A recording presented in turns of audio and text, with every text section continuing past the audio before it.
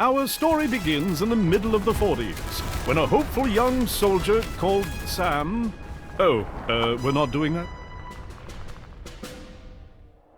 Our story begins in the middle of last Tuesday, where a hopeless young freeloader called Sam is sipping a fancy cup of coffee with a name nobody can pronounce. Sam was born with a silver spoon in his mouth. But not the actual spoon that he has in his mouth now. That is a different spoon. But a figurative spoon that represents all the wealth and attention that he has been receiving from his parents. And their butlers. And their butlers' parents. You're a douche, aren't you, Sam? Blink twice if yes. He can't hear me. This is Sam's girlfriend. Also not being heard by Sam. She's mad at Sam for his lack of responsibility produced by his large wealth. She also mentions the fact that Sam has forgotten her birthday for the 3rd year in a row. Sam's girlfriend is upset. As with most rich and famous brats, Sam does not pick up on that. Instead, he decides to lay this gem. Things just work out for me, baby. I can't just run around and do stuff. I'd end up with a limp spine or something. Sam's girlfriend does something she should have done a long time ago.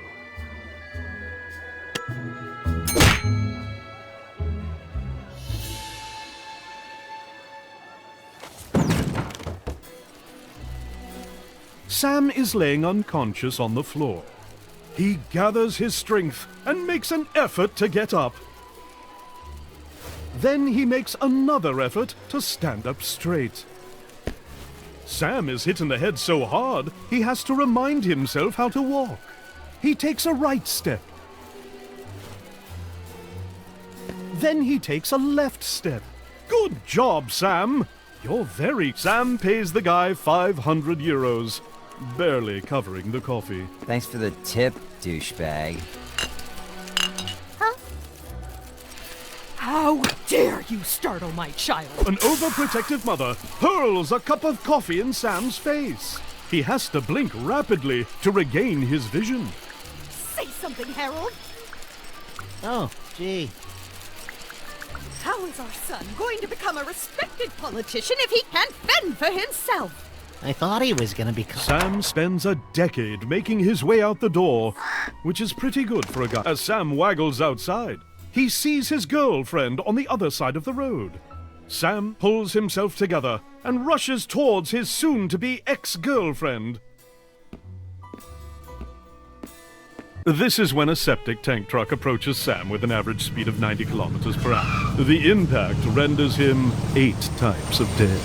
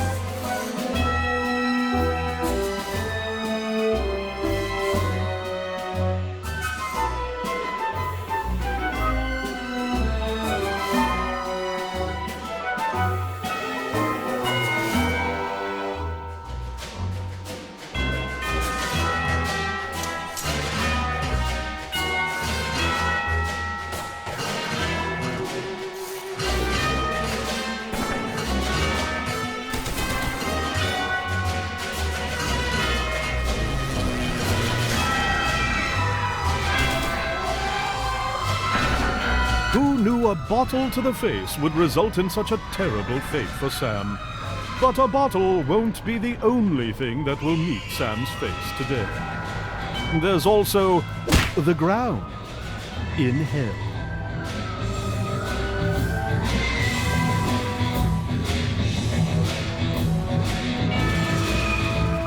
Sam does not like being dead a single bit. He also hates the eerie feeling of not having any cash on him.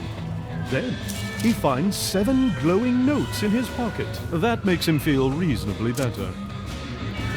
He checks out that horrible sound. The source of the sound is none other than obliteration and oblivion, extermination and extinction, the end, decease and demise, the Grim Reaper, death. He's trying to do a kickflip on a skateboard and is dressed like a douchebag for some reason. In his coarse, horrifying voice, he lays this on Sam. Yo, yo, yo! You must be Sam from the info I was provided. Then he takes a second look at Sam and his eye sockets widen. Holy feces, dude! Your soul be like a diamond. Let me cut you a deal that we can seal. For reals? Aight, man, it decided. The notes in Sam's pocket are something called a shred of life.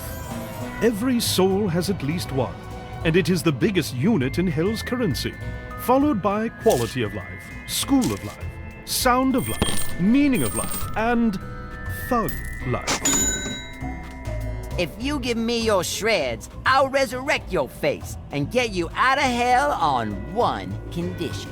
You'll have to survive 24 hours with a handicap I choose under my supervision. Bro. Sam decides to check out the rest of Hell before doing any deals with supernatural beings.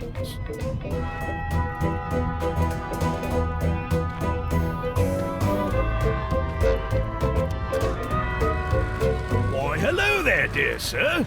Let's see if we can find a job for you. You get to be... ooh, a plumber. That'll be all your shreds, dear sir. All right, that sounds fair. Yes.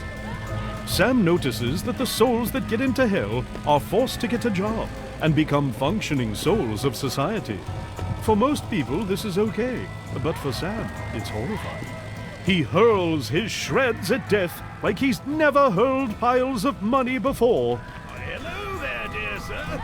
Let's see if we can find a job for you. You get to be... ooh, a minesweeper. That'll be all your shreds, dear sir. Could be worse. Whatever. Kinda sounds fun. Why, hello there, dear sir. Let's see if we can find a job for you. You get to be a struggling freelance artist. That'll be all your shreds, dear sir. No! This is truly hell! Well, looks like it's time for lunch, dear sirs and madams. Take all your concern-related concerns up with upper management. See you in 5 hours. Sam has seen enough. He goes back to death and his deal.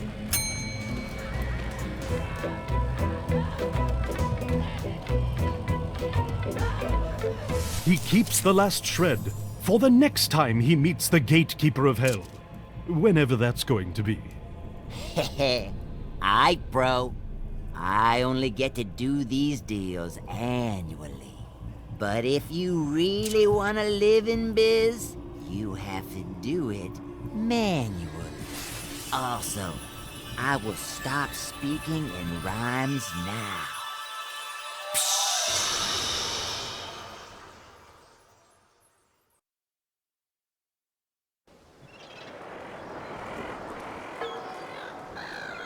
Sam has just traveled through time, space, and logic, and finds himself fully alive, and more importantly, rich again.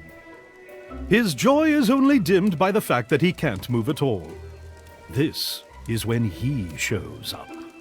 Death. Yo, yo, yo! Oh, yeah, you look horrible. I mean, you look great, bro. You be okay? Can you hear me? Blink twice if yes. Oh, cool. You be alive. Everything be fine.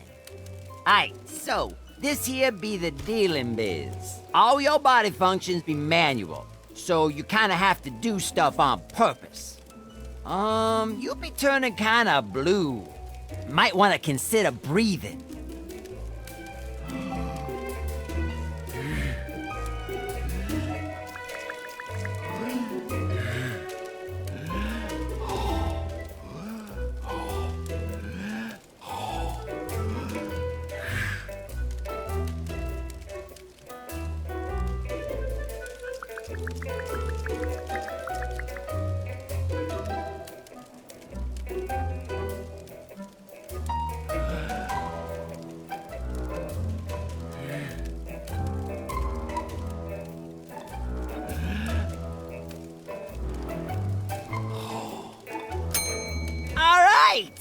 Bitchin'! You be blinking and breathing, that be bitchin'.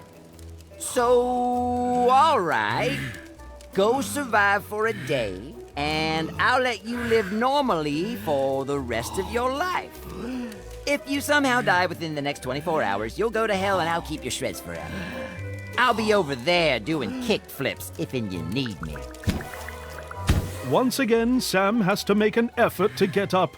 This time, he has to focus on his spine. And once again, he has to remind himself how to walk. Oh, by the way, dude, you be getting late for work. Sam does something that resembles walking toward the bathroom. Gonna do a kick flip now.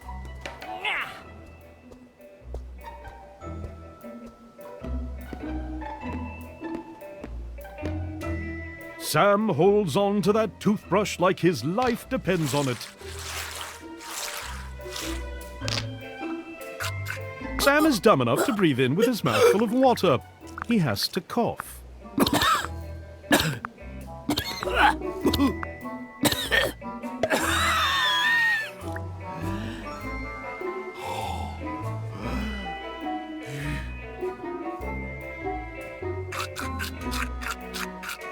Sam refuses to learn from his mistakes and has to cough again.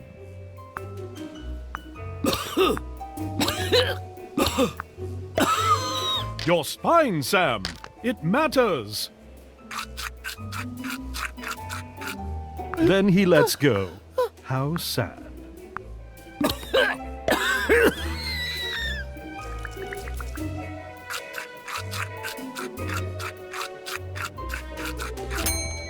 With clean teeth, Sam is ready to smile. He won't for at least 24 hours, though.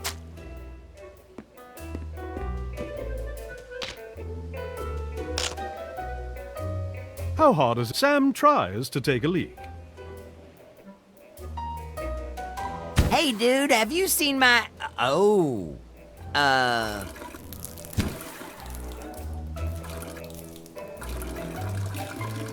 Sam takes a leak everywhere, including but not limited to himself.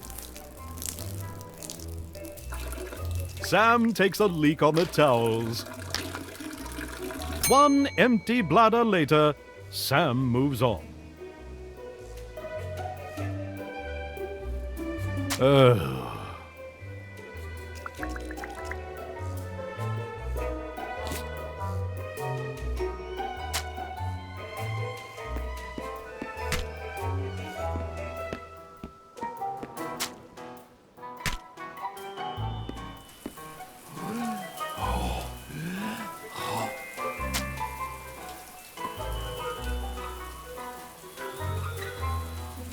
Sam tries to take a shower.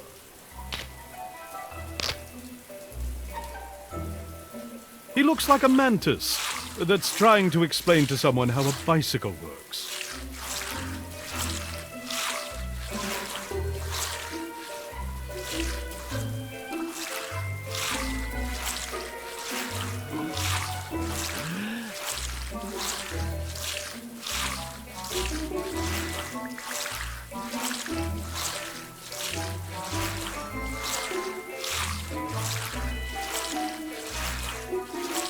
Sam is clean as a whistle. Good job, Sam.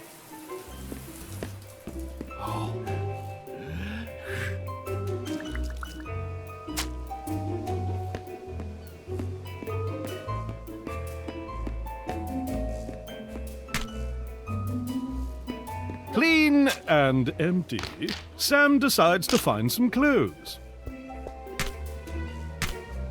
Friggin' skateboard. Alright, let's see. Yeah!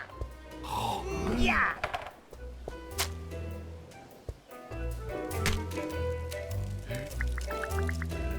Alright, let's see here. Ah! Sam can open doors now. Clever boy.